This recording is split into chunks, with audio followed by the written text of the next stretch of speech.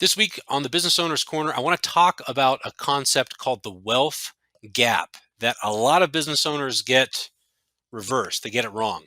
What the wealth gap is the difference between what net worth you need to live the lifestyle you want, be content, be happy for the rest of your life, compared to your net worth right now. And so here's where this comes into play is if you're someone who's considering a transition out of your business, say selling to a partner or a third party or a private equity fund, whomever, the amount that you keep after taxes is probably going to be a substantial addition to your net worth. But is that enough for you to live off of and be happy and content for the rest of your life? Or if you're transitioning out of the business, but not necessarily into retirement, maybe into another business or something else, well, is it enough to fund the transition? What we see over and over again is people get this process reversed. You hit a point where maybe you're getting a little tired, a little burned out. Last couple of years with COVID has burned a lot of people out. You want to get out while you can. You can't do it anymore. So you start moving the pieces around towards selling the business, liquidating your equity stake in what you have. And then at some point along the way, the valuations and the bids start coming in and you figure out what kind of taxes you're going to owe on the transaction, then you figure out whether the amount left over is going to be enough for you to live off of comfortably for the rest of your life.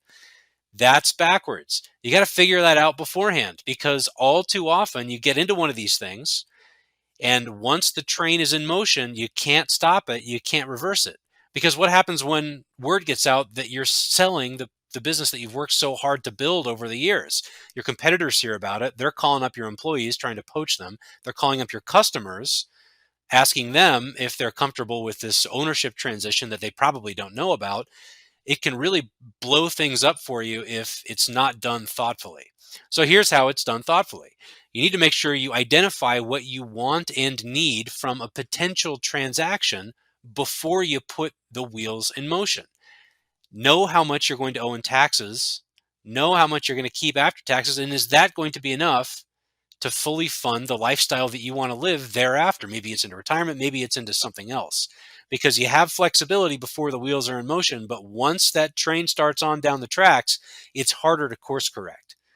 And then what happens if you sell the business and all of a sudden at the end of the road, you figure out that that's not quite enough for you to live off of comfortably. You have to make all sorts of lifestyle changes you didn't anticipate. Things can go awry. This concept is called the wealth gap. The difference between what you need net worth wise, how much you need to live comfortably for the rest of your life, and what you have to your name right now. And understanding that before entering the process of selling a business is really important.